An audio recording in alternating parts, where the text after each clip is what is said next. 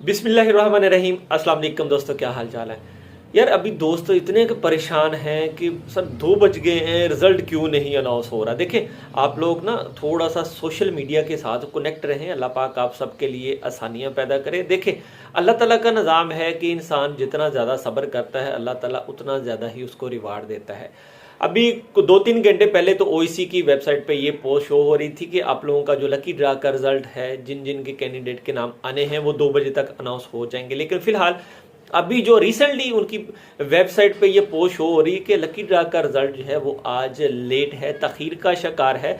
उसकी एक मेन वजह है वहाँ पे सुल्लल की छुट्टियाँ चल रही हैं, तो आज सुल्लल की कोरिया में आखिरी छुट्टी है और उम्मीद की जा रही है, उन्होंने पोस्ट में शेयर भी किया है, इंशाल्लाह ताला आज रात तक या हो सकता है 12 बजे के बाद आप लोगों का लकी ड्रा का रिजल्ट अपलोड हो। तो आप लोग तसल्ली रखें, अल्लाह पाक से दुआ करें, अल्लाह पाक सबके लिए आसानियाँ पैदा करें। अल्लाह ने के बान।